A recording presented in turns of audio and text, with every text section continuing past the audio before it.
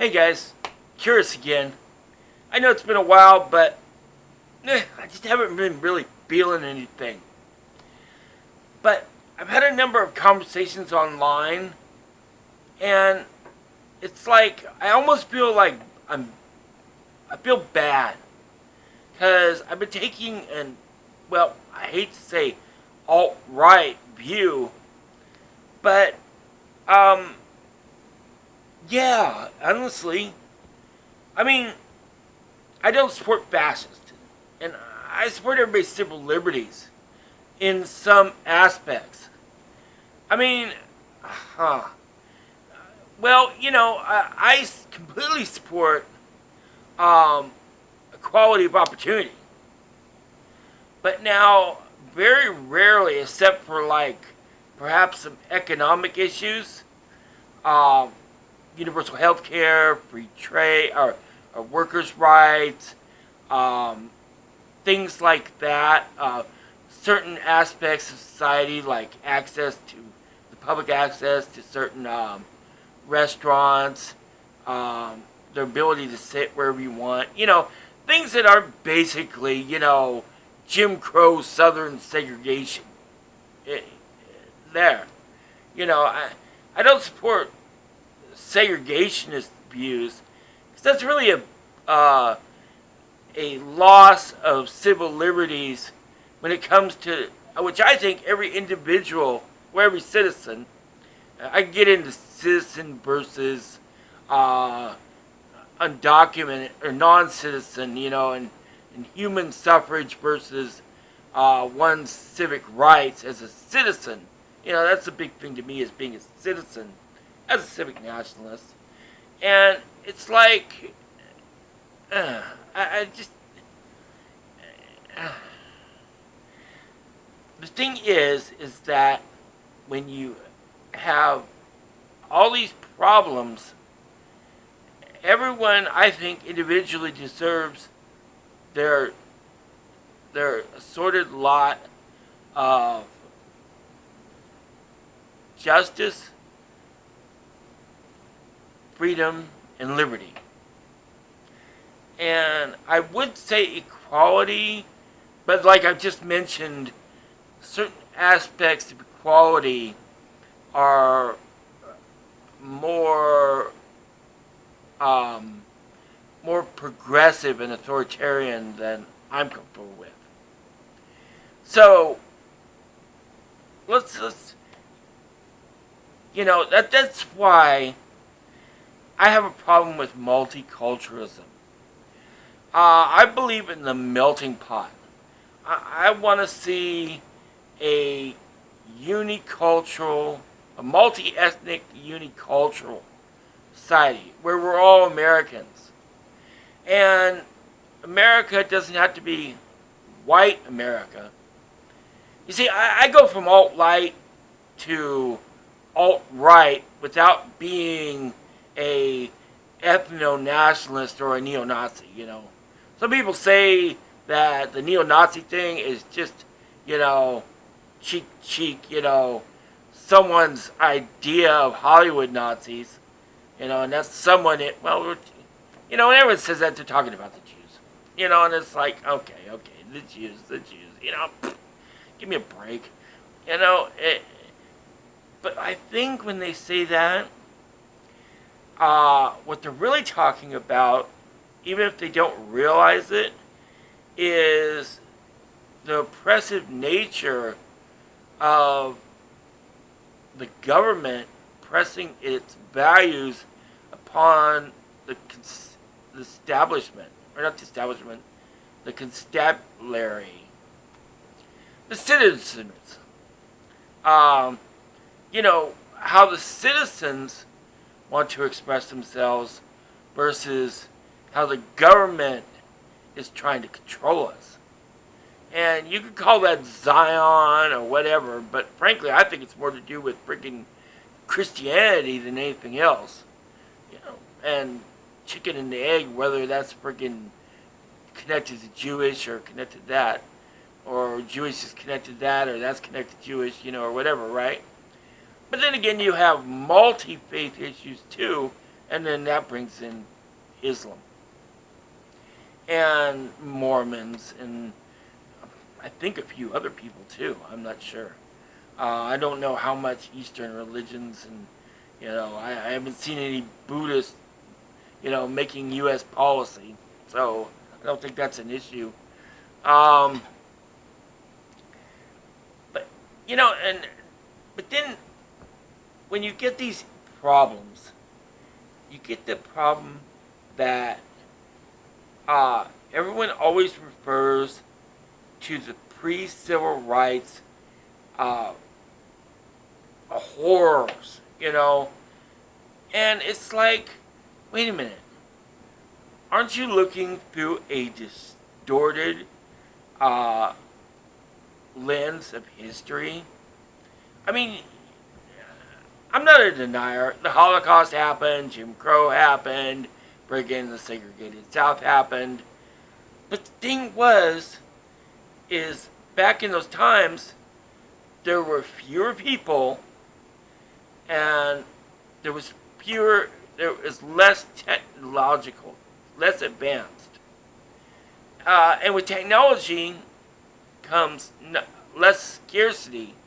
And with less scarcity also comes the ability to communicate more. It's not just about steam engines and computers and better paved roads and better medicine, although medicine does play a part in it, because that shapes society in other ways. The value of life, what you expect out of life, what you can expect from later on in life. But it's important to understand that these things influence what we've seen in the past. And since these things in the past were from smaller groups of people, they were more individual. They weren't the large interactive society with day. Everything became more and more isolated and decentralized because of the lack of communication and smaller groups. So when we look at something and say, oh, well, look at the example of history, those were small groups of people. And the further you go back, at least in America, and in the world, the smaller those groups were. And that makes a difference on what you're talking about. I really feel it does, because the smaller the group, the more you're talking about a event that just happened in one instance, as opposed to a general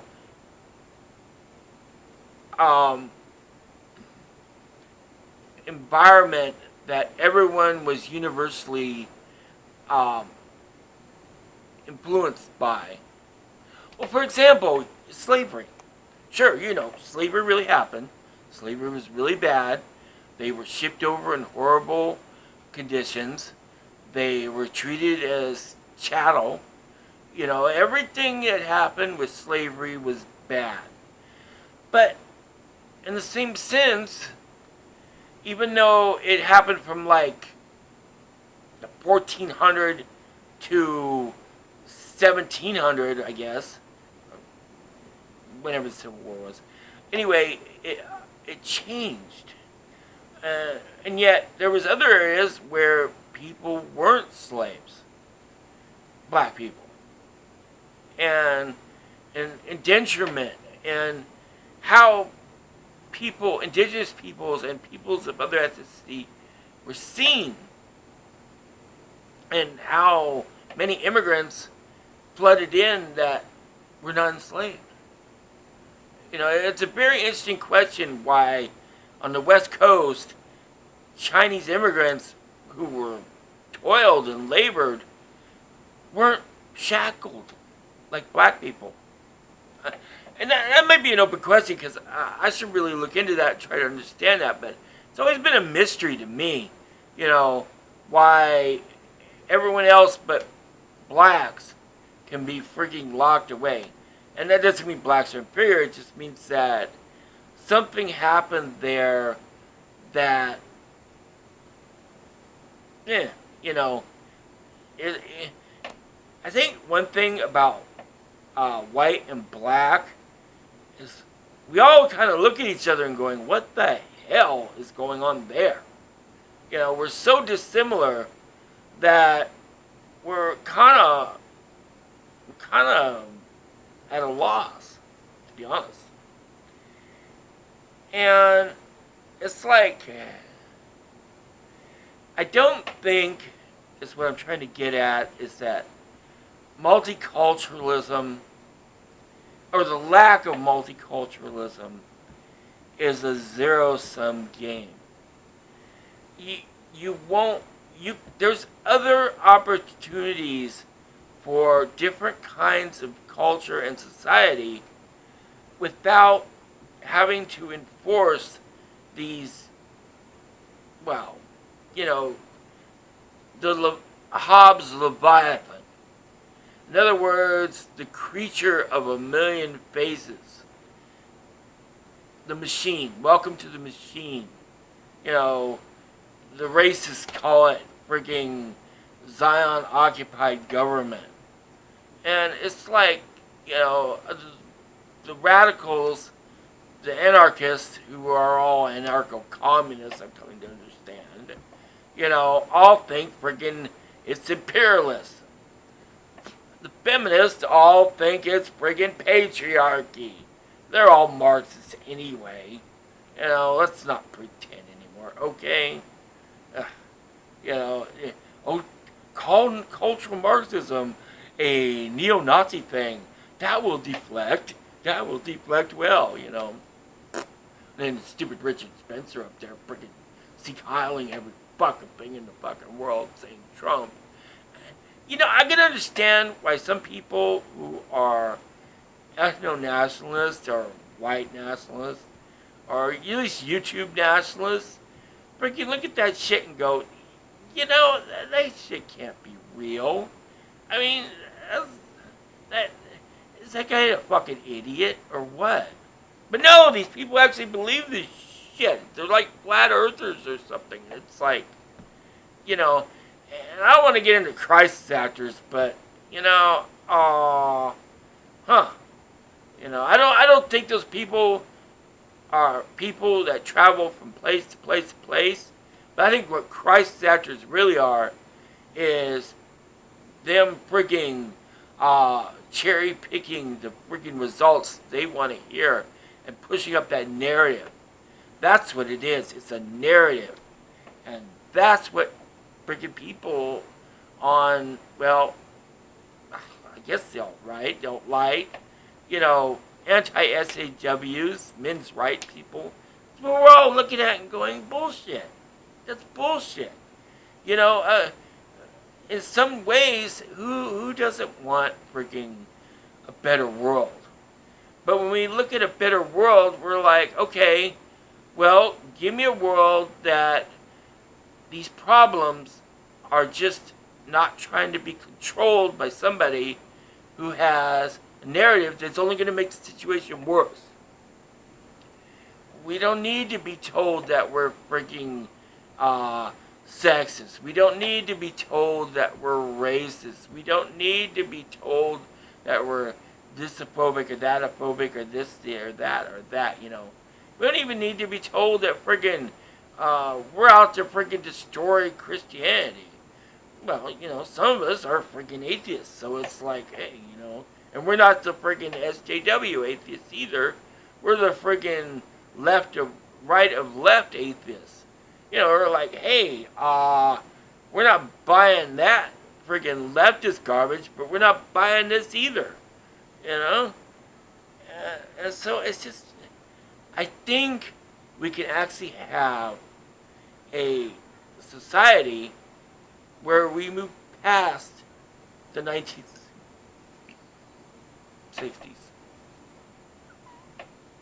Yeah. I always do one take videos, and if I burp to the end, you know me by now, I just burp at the end. They're one shot things. I'm trying to do notes. Fuck it. It's the way it is.